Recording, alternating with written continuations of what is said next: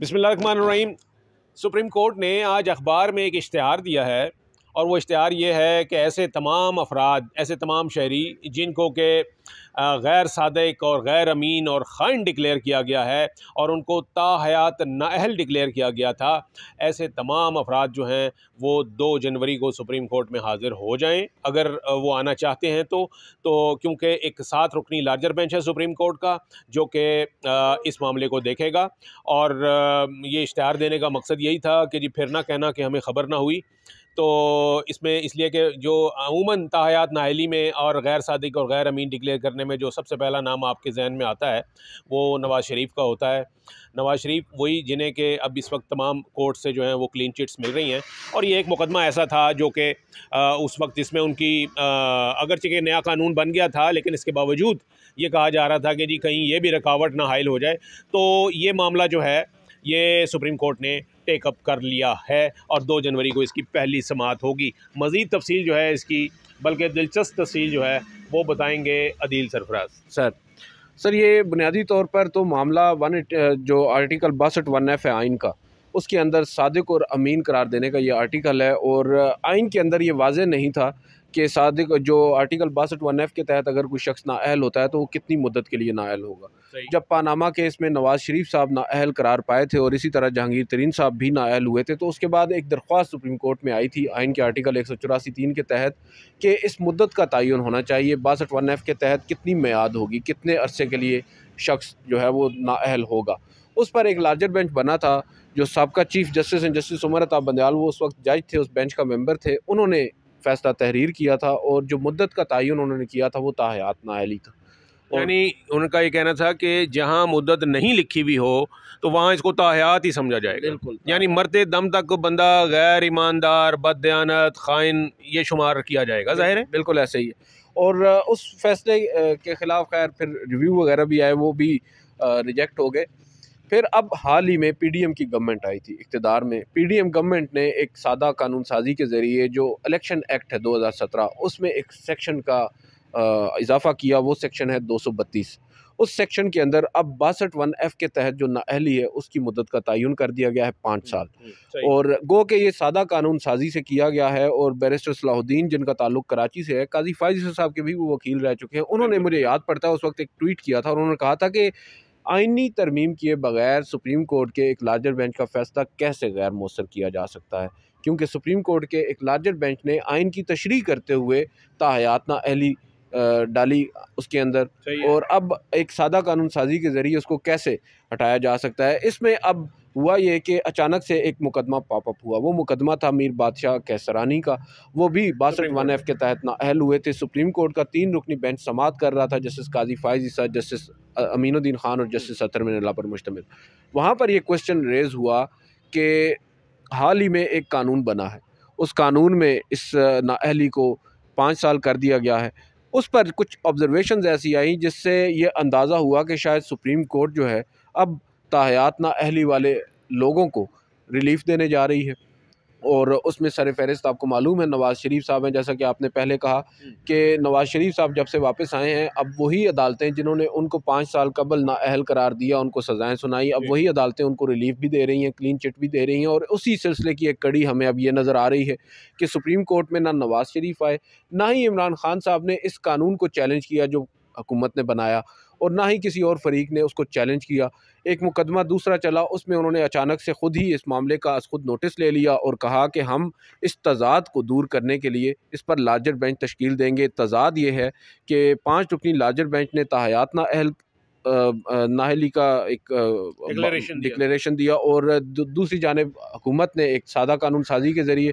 मगर interestingly justice अतर मिनल्ला ने उस रोज़ ऑब्जर्वेशन एक दी थी, उन्होंने कहा था कि जब कानून पार्लिमान ने बना दिया है तो सुप्रीम कोर्ट का फ़ैसला वहाँ गैर मौसर हो जाता है। और इसी तरह की ऑब्जर्वेशन जस्टिस काजी फ़ाइज़ ईसा ने दी थी, उन्होंने कहा था कि सख्त से सख्त जो जुर्म है उसकी सज़ा अगर आइन में 5 साल है, 5 साल की नाअहली है, तो ये सादिक और अमीन की आप शर्त रख के ताहयात नाअहल कैसे उस पर उन्होंने कुछ सवालात उठाए थे जस्टिस उमर अता बंदयाल के उस फैसले पर। गो के हम भी उन सवालात को दुरुस्त मानते हैं और ये फ़ैसला भी इन द फर्स्ट प्लेस कोई इतना अच्छा फ़ैसला नहीं। बिल्कुल दिल, मैं यहाँ ऐड कर दूँ कि जब ये फ़ैसला आया कि जी जहाँ नाअहली नहीं लिखी हुई है वहाँ आप ताहयात नाअहल शुमार होंगे, और ताहयात नाअहली का मतलब यह है कि आप ताहयात ही गैर सादिक, गैर अमीन, ख़ाइन शुमार होंगे। तो ऐसा इस पे ऊपर ये एतराज़ था कि ये तो तौबा का दरवाज़ा तो अल्लाह ताला भी बंद नहीं करता है। ये कैसा एक कानून या एक कैसी प्रोविज़न है कि जिसमें एक आदमी के ऊपर अगर किसी मामले में उसको ये 62(1)F में उसको डिस्क्वालीफाई कर दिया जाए तो वो उसके माथे पे लिखा जाएगा जी। उसकी तो नस्लें भी ये कहेंगी कि जनाब मर भी जाएगा तो वो कहेंगे कि जी इसको तो सुप्रीम कोर्ट ने जो है ना वो ताहयात नाअहल किया हुआ था, ताहयात बददयानत था। तो ये इसलिए ज़रूरी था, ये ज़रूरी था। इसके ऊपर हमने पहले भी बात की थी। टाइमिंग के ऊपर बात हो रही है हाँ, अभी जो टाइमिंग, बिल्कुल मैं इसी तरफ आ रहा हूँ। ये टाइमिंग इस वक्त जो चल रही है यानी इलेक्शन शेड्यूल से इसको अगर आप इसको लिंक करें तो वो तब भी ये जो है ना बड़ी मीनिंगफुल है ये टाइमिंग। और दूसरा मामला यह है कि पहले 9 जनवरी को ये केस फिक्स होना था, तो अब 2 जनवरी को हो गया। ये क्यों जनाब?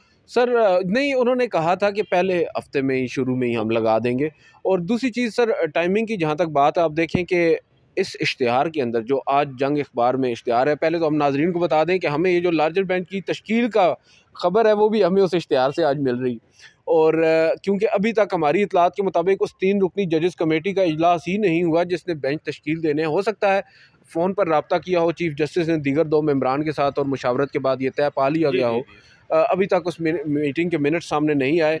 हैविंग सेड दैट, जो टाइमिंग है सर वो इस वजह से मैटर करती है। इस इश्तिहार के अंदर भी ये लिखा गया है कि ये जो फ़ैसला होगा ये आइंदा आने वाले इंतखाबात पर भी असरअंदाज हो सकता है। और उसमें अब देखें सबसे बड़े बेनिफिशरी तो हमें नवाज़ शरीफ साहब ही नज़र आ रहे हैं। आइंदा इंतखाबात में अगर वो उनको यहाँ से क्लीन चिट मिल जाती है, गो के ही इन हिज ओन माइंड वो क्लियर हैं कि वो अब तायात नाअहल नहीं है, लेकिन फिर भी सुप्रीम कोर्ट जब मोहर सख्त करेगी तो फिर किसी के पास कोई जवाब बाकी नहीं रह जाएगा कि एतराज़ उठाने का कोई गुंजाइश बाकी नहीं रहेगी। और अब इस वजह से यहाँ पर तनकीद की जा रही है। क्या ही अच्छा होता कि चीफ जस्टिस काजी फ़ाइज़ ईसा इंतखाबात के बाद इस मुकदमे को समाअत के लिए मुकर्रर कर देते, और फिर शायद ये जो बात आज हम यहाँ पर कर रहे हैं टाइमिंग की, ये भी ना हो रही होती। गो के हम ये तो समझते हैं कि इस फैसले को रिव्यू तो करना चाहिए, सुप्रीम कोर्ट ही कर सकती है। और 5 रुकनी लार्जर बेंच के फैसले को अब ऑब्वियसली 7 रुकनी लार्जर बेंच ही रिव्यू कर सकता है। उसको अगर चेंज करना है उन्होंने वो चेंज कर सकते हैं। मोस्टली जो इम्कानात हैं, जो उस रोज़ की ऑब्जर्वेशन उनसे तो यही नज़र आ रहा है कि अब नवाज़ शरीफ साहब को इस मुकदमे में क्लीन चिट मिलने जा रही है। बिल्कुल सही बजा आपने कहा दिल, लेकिन ये जो आपने बात की ना कि जी उनको चाहिए था कि जी वो इंतखाबात के बाद इस मामले को देखते, तो वो मेरा ये ख्याल है कि ये भी ज़्यादती होती कि एक बड़ी तादाद ऐसी है जो कि इस सुप्रीम कोर्ट के इस फैसले से मुतासरा है। और वो अगर आज का इलेक्शन जो अब शेड्यूल चल रहा है उसमें अगर वो डिस्क्वालीफाई शुमार हो या उनको महरूम कर दिया जाए उस बुनियादी हक़ से, इलेक्शन लड़ने के हक़ से, तो वो फिर 5 साल के लिए आपको पता है कि आइंदा वो एक प्रोसेस से वो आउट हो जाएंगे। तो इसलिए मेरा ख्याल है कि ये ज़रूरी था कि अगर ये काम करना था। हाँ, आप ये ज़रूर कह सकते हैं कि काजी फ़ाइज़ ईसा साहब जब आए तो उन्हें आते साथ ही अहम मुकदमा जो है वो लगा लेना चाहिए था, इलेक्शन शेड्यूल का इंतज़ार नहीं करना चाहिए था। तो मामला ये है जी कि ये एक अहम मुकदमा है और 2 जनवरी को इसकी समाअत होगी, और इस समाअत में तमाम पब्लिक नोटिस जो है वो जारी है कि ऐसा कोई भी शख्स जो कि आर्टिकल 62(1)F के तहत जिसको सुप्रीम कोर्ट ने डिक्लेयर कर दिया हो कि जी ये तायात नाअहल है, वो अदालत से रजू कर सकता है, वो इस केस में शामिल हो सकता है, पार्टी बन सकता है। और ज़ाहिर है कि जो फिर रिलीफ होगा तो उस रिलीफ में वो भी उसको भी रिलीफ मिलेगा। तो एक अच्छी चीज़ है। हमने पहले भी ये बात की थी कि जी ताहयात नाअहली जो है ये सज़ा जो है ये गैर शरई भी है, गैर कानूनी भी है और बज़ाहिर गैर आइनी भी है।